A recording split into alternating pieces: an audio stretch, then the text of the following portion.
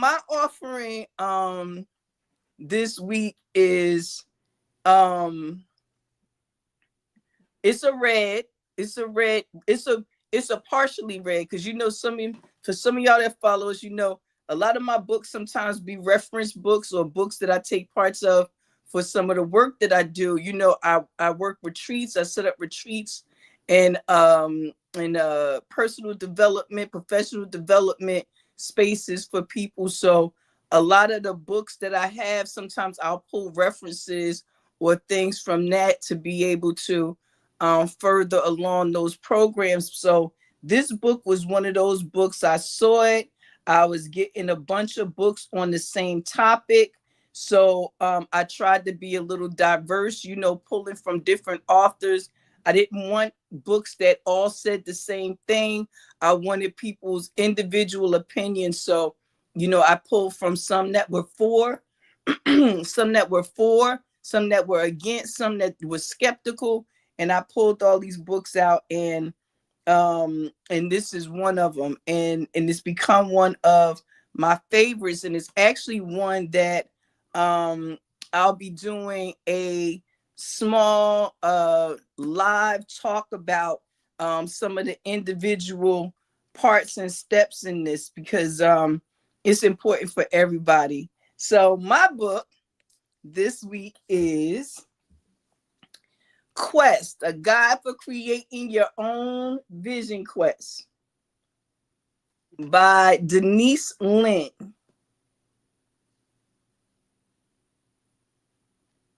Okay. I'm gonna get that so I can put it in the banner. Okay. Yeah. So it's Quest, a guide for creating your own vision quest, Denise Linn, author of A Sacred Space.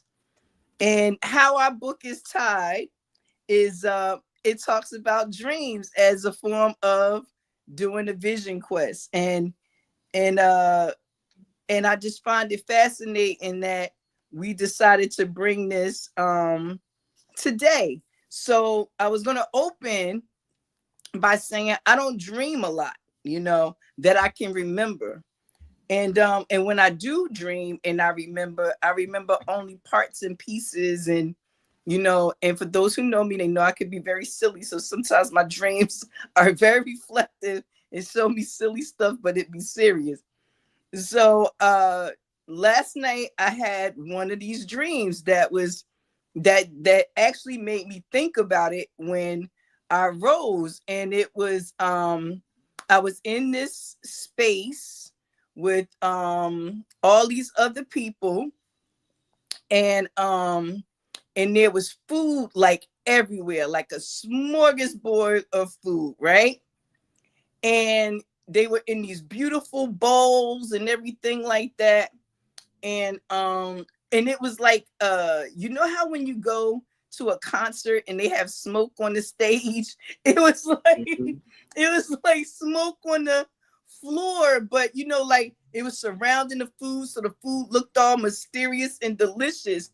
And I got the feeling I was in a restaurant that was doing a grand opening. That was the words that kind of resonated in the back of my mind. Like, oh, this is the grand opening. They being new again. So I'm looking at the food and everything, and I noticed that there were little signs by the food to tell you what they were. Mm-hmm. But none of the food said the thing that the food looked like. So if you had chicken, if you saw some chicken, they had renamed it like something else. And you saw, macaroni, they renamed it something else. So I'm like, what is going on, right? So all of a sudden, people just started rushing for food, and the food was just floating all over. Now, I'm gonna be honest. I might have been a little hungry because I didn't eat before I went to bed, but this dream is just like, and it's making me giggle because I'm watching people go for this food and they don't know what it is, but they do know what it is, but they don't. And I remember thinking to myself, everything old is new again.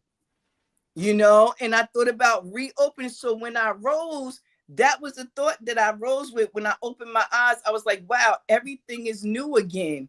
You can take things, you can rename it, you can revisit it, you can transform it and make it new and make it float and make it be all these things, right? So I was feeling rather philosophical and I guess a little hungry. So but it confirmed for me that the book that I wanted to bring this week was definitely relevant, because one of the things that Miss Linn talks about in here are your dreams and their importance in the quest for a vision quest.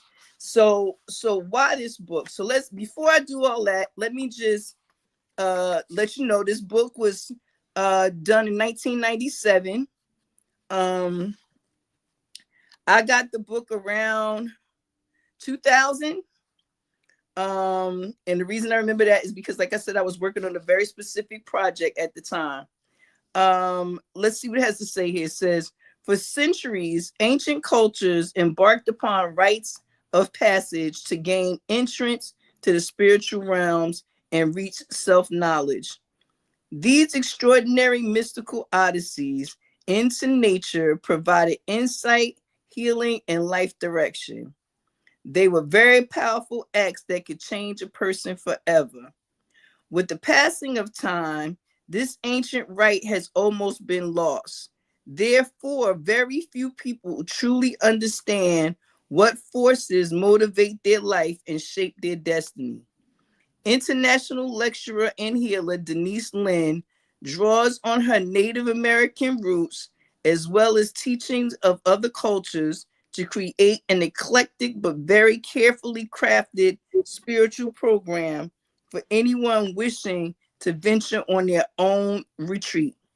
After helping you choose the quest that is right for you, from a group of quests in the wilderness to a day of silence at home, from a personal guided quest to a solitary garden quest, this practical and engaging book will show you how to discover your life's purpose, find mystery and wonder at the core of your life, releasing limited beliefs about yourself, a call for vision, harnessing your power of the sacred circle, confronting and freeing yourself from fears, experience and connection to your nature, heal emotional wounds, and develop a peace of mind. This guidebook gives you the very necessary tools to create your own vision quest with confidence and safety. So I thank you for allowing me to read that to you, because that's what made me choose this book. We had been having a discussion about guided meditations and guided vision quests, and how our lost connection to culture has not afforded us these rites of passages that many of us would have had when we were young teenagers at some point, um, to help us along our way.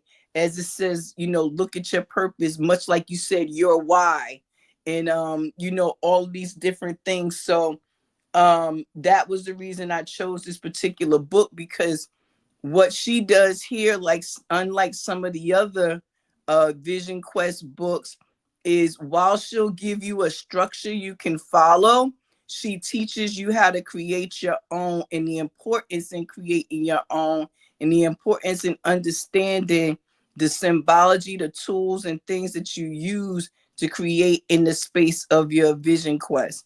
So the book is, it's fascinating.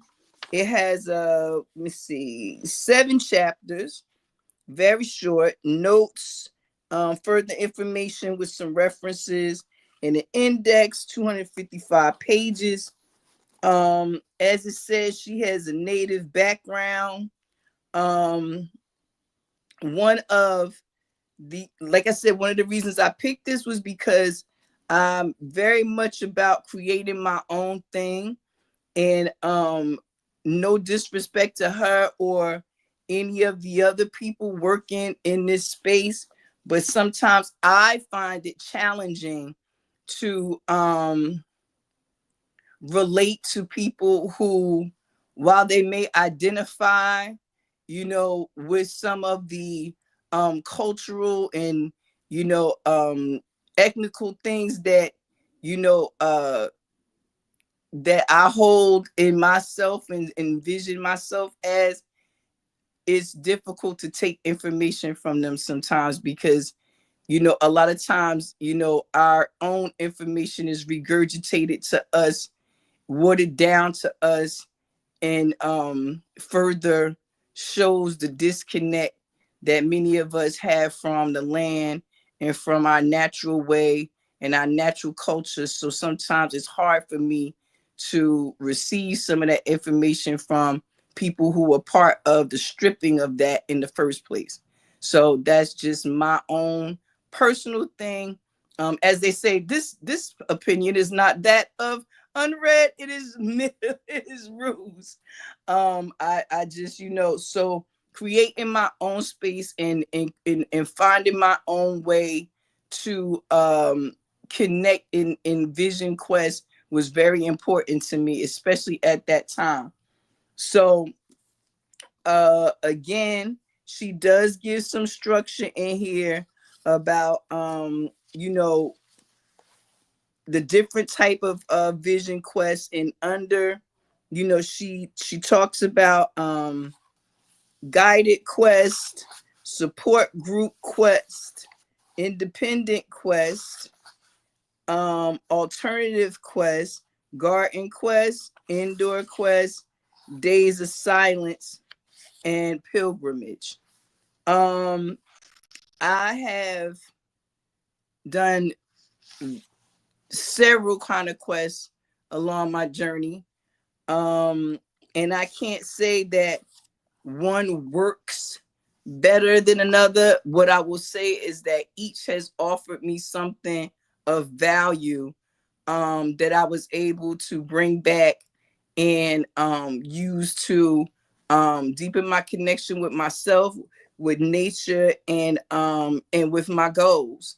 And so it's very important that we realize that while we think of a vision quest, if you ask people mostly what they think of a vision quest, they'll tell you like a TP and a peace pipe and some hallucinations and howling at the moon and all these things. And they can be that, but that's not always what it is. And if you're not doing that, it doesn't mean that you're not having a successful quest to venture in and to find out more about yourself. So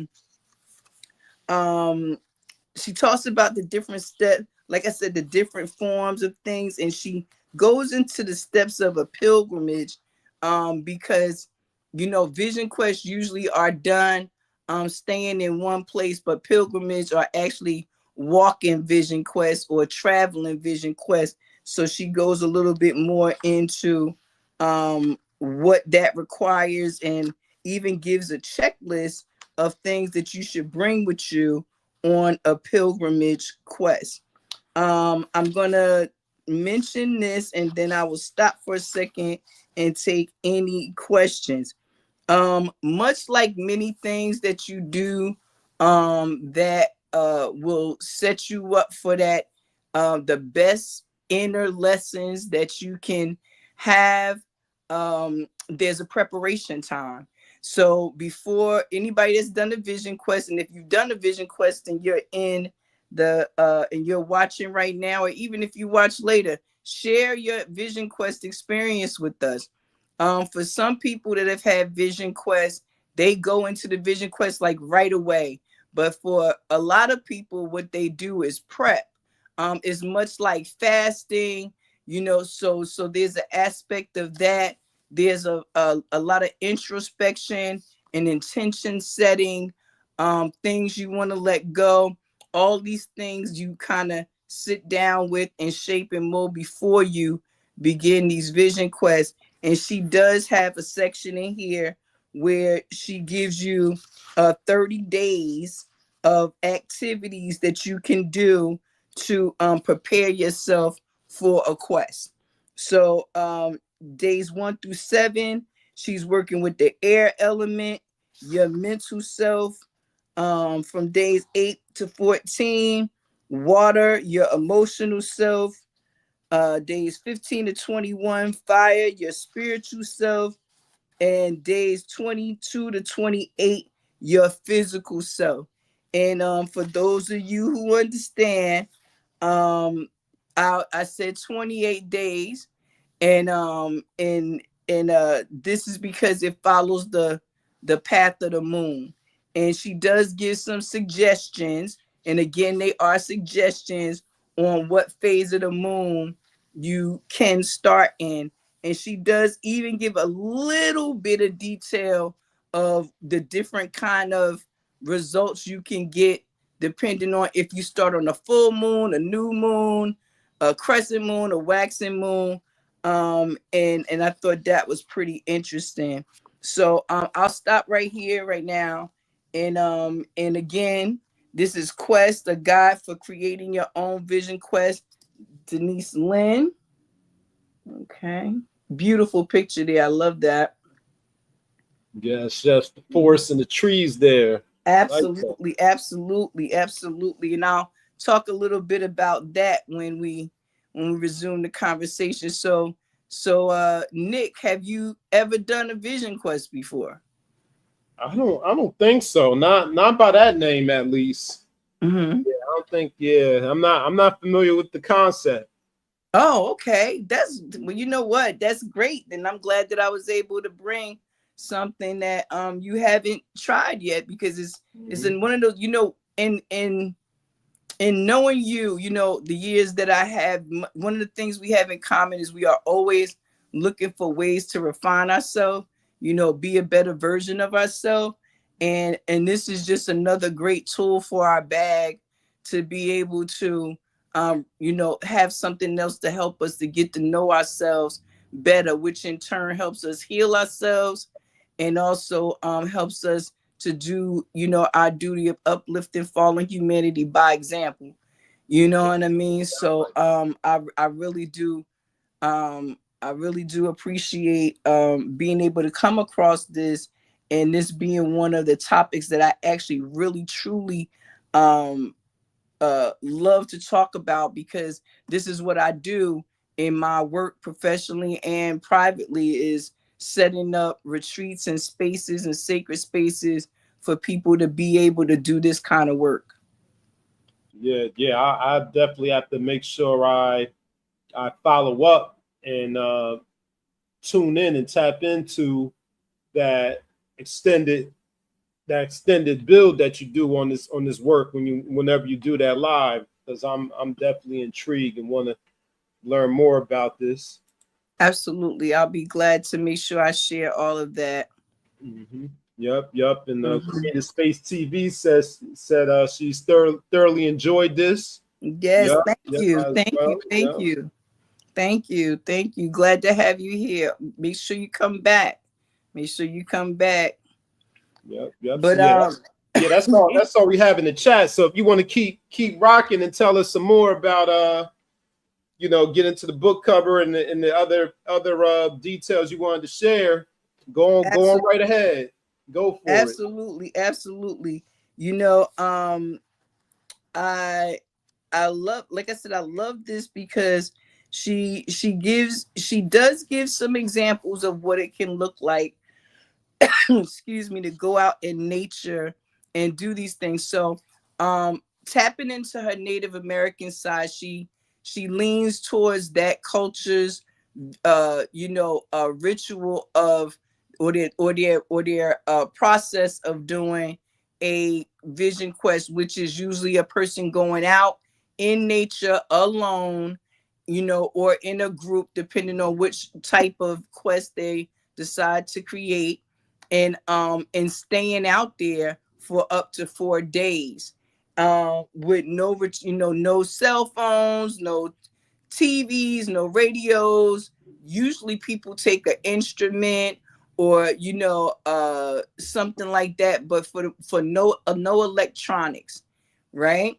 So you go out, you have a space. So in her in the places where she's been, they have spaces already designated for this. So it's not like they're going out into the wild, into some place they don't know. They know the environment. They know the type of animals that's out there. They, you know, they have it pretty much set up for people to go to this particular area and do their vision quest.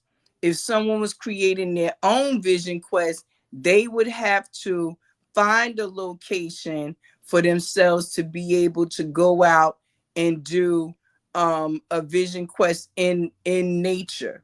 Now, vision quests don't always have to be 4 days. They can be 1 day up to 4 days for overnight. But even a 3 or 5 hours, something where you can go and spend that sacred space out in nature in some kind of way, it counts as a vision quest, because who can tell you what your vision quest look like? Again, creating your own rituals and things that help you to be able to tap into yourself. But for those who want to do a true quest, usually they're overnight and they're usually in a secure location. You know, if you're in nature, it can only be but so secure. She actually shares a story in here about a couple of women who went out to do a quest together, and she heard an animal walking around, and the animal circled her and then laid down in a ball like 2 feet from them. Come to find out, it was a raccoon.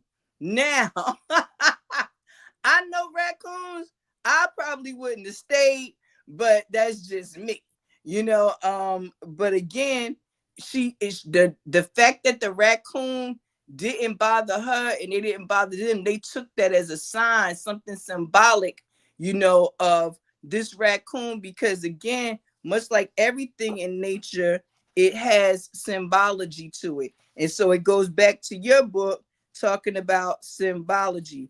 And so while we're there, I wanted to go over and share this with you. And I think that you'll really enjoy it. So she talks about going on a journey in your imagination and visualizing your totem. And, like say, for example, you keep seeing cardinals while you're out there, or blue jays, or whatever animal comes to mind. But on the very first page where she talks about animals, she talks about cougars, mountain lions, right? And she even has leopards. She doesn't have a jaguar per se, but she calls it a panther. And it says panthers represent intuition and inner power. So her driver, the person that was her co-pilot, was her intuition and her power. How amazing is that, right? And the cougar, for those who want to know, the cougar and the mountain lion, they represent silent power and self-confidence. Riding, can you imagine riding next to your self-confidence? Like, I'm in there, like, this is me, So I wanted to go to the raccoon, because that raccoon curled up around that lady. It says adaptation, creativity, and dexterity. So that raccoon that came to be with them, that was a lesson or a symbol that could have represented in their journey. So they can ask their question something like, how does adaptation, creativity, and dexterity look in my life? So this could be a question that they can, ponder while they're continuing on their journey there in the quest, or something they can take back with them to further their practice in their journey when they go back home. So I thought that was really funny. And again, showing you how we tie our books together, even when we don't try. Even when we don't try. They even have an area in here about insects and spiders, butterflies, snakes, storks. I was going to ask, if anybody remembered when we were young, if any of the elders heard you say somebody dreamed about fish, first thing they said, somebody pregnant. Somebody pregnant. Mm-hmm. Somebody pregnant. Now I know somebody in the comments know that one. Oh my goodness, that's one of the most famous ones. You see a fish in a dream, everybody is scared to death. You know what I'm saying?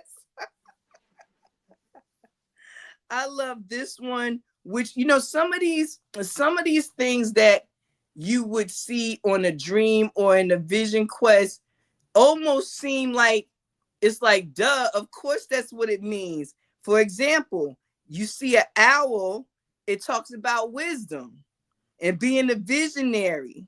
But what people also don't know, it talks about being in the divine feminine energies and ancient secrets. You know what I mean? But you figure ancient secrets would go with wisdom in that collection of knowledge over years.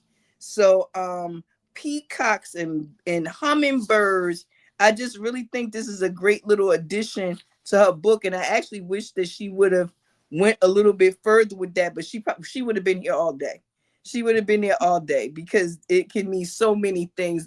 Even culturally, if you see a dog, you know, in one culture that can mean one thing and in another something else. So even tribe to tribe. So one of the other things that exercises that she has is your relationship to your self-identification. This was one of the things that stood out to me. She gives a story of these 5 blind men, and they're trying to identify what this elephant looks like. Somebody asked them, what did the elephant look like? It says, when asked to describe an elephant, the first blind man reached out and felt a leg and said, oh, I know what an elephant is like. It is exactly like a tree trunk. The second man felt the tail and said, no, you're wrong. An elephant is exactly like a rope.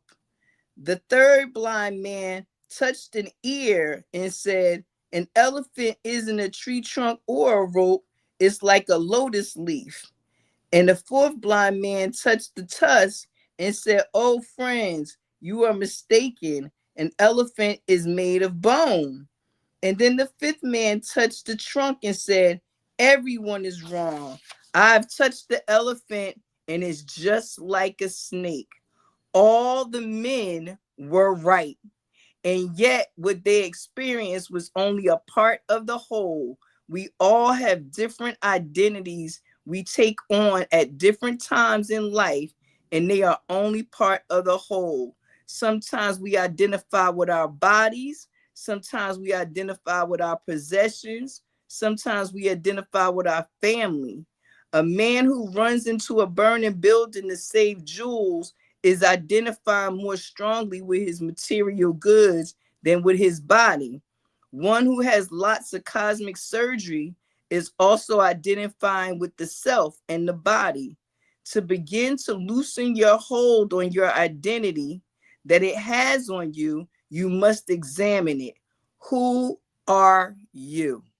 And you know, Nick, on this channel here, on this platform here, and on others, one of the things we are constantly doing is asking that question. And so in her next section, she gives some more things about relationships and parents, action needed to be taken in your life. And then she gives you a bunch of great questions that you can use to begin to, like you said, get intentional about not only this is not about the dreaming, but it's about the quest and what they want to accomplish during this vision quest. So again, usually it's said not to take things like electronics and stuff like that, but I know a lot of people now with their technology, they have guided meditations and bells and all kinds of things on their phone. But what I would tell people is, remember, one of the very first instruments, the first instrument is you. So, you know, getting in tune, if anything, a drum or a flute some type of instrument that, maybe you can use a guitar, two rocks together, you know what I mean? It just whatever, a rock and a stick. And, we are very creative, and our ancestors definitely passed that down to us in our DNA. Look at how creative our young people are. And finally, one of the things that I wanted to point out in this book that made this book one that I chose over another or others is the section that she has in here, section 6, the vision quest for teenagers. She says something that we say all the time. We've come so far from our culture in so many ways that we don't do a lot of the things we used to. They talk about the importance of rites of passage, and that's something that, again, now we're trying to do a better job about, being intentional about creating these rites of passage spaces. But when you look at what's going on in the world right now, you can see where a lot of that would be really beneficial.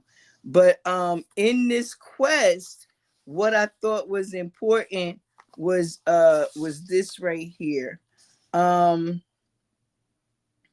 It says these are some of the reasons why it's valuable for modern teenagers to spend time alone in nature on a solo quest. They learn to be alone with their self. They learn to evaluate their role in society.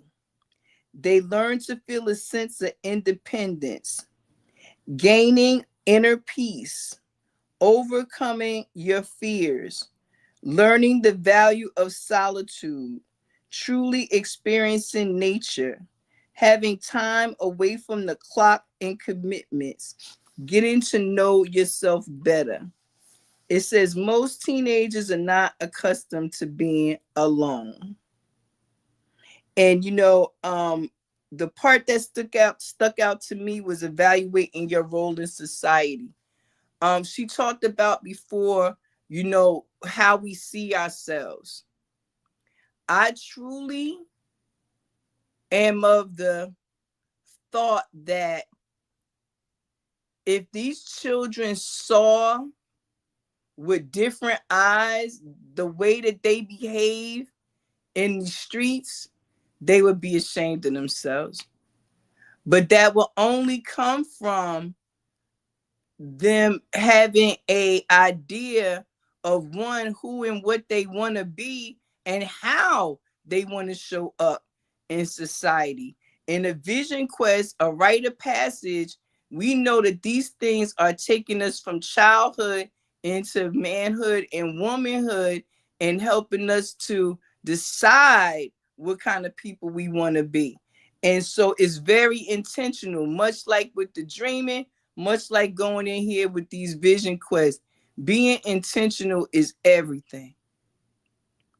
And not having our youth involved in things that will help them to better understand themselves, and what place can you better learn to do that but in nature. When I was young, I was a Girl Scout. My brothers were Boy Scouts. We went out in nature. And the other reason I wanted to bring this book, because now, like I mentioned, the children are out of school. People are spending time hiking and going into the park. It would be a great time to dedicate a couple of hours to just sitting in nature and paying attention and hearing what comes to you and letting go of things in nature. We know it's very grounding to be in nature. Very calm, no plugs, no outlets. You know what I mean? So, I thought this book was timely because, we just had the solstice. We have these beautiful long days. If we could get it to stop raining for a little bit, get out there in the parks.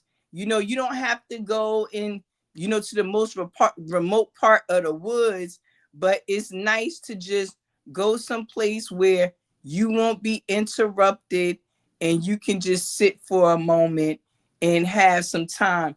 And they talk about the forest here, but you can do a vision quest anywhere in the mountains, by the beach. I personally, the beach, and I live in the mountains, so and by a forest. So I'm pretty good. The only in the other place, one of my favorites, the desert. Anybody that knows me know I love Arizona. Shout out Arizona, New Mexico. Boop, boop, boop, boop, boop. Anyway, New Mexico. Um, but yeah, so you don't have to get locked into this. I have to do a vision quest this way or that way. Miss Linn reminds us that creating a quest is personal, it's intentional. Anyone can do it. It can be done anywhere. Like I said, she talks about doing one right in your house, right when if on your patio or your deck, or in your local park. So again, this is a book that I would recommend. I would definitely recommend it. And for those of you who want to spend a little more time with me in this book as I talk about it, I'll be going live. I'll let you know about when that's going to be, most high willing, and we'll be able to talk a little bit more about it. I'll be able to share some deeper information and take any questions. And again, they did talk about doing group quests. So maybe, at some point, some of you will get together and do some vision quests together. So I would love to see that. If you do, please let us know, and let us know how it worked out for you, and what kind of things you were able to discover.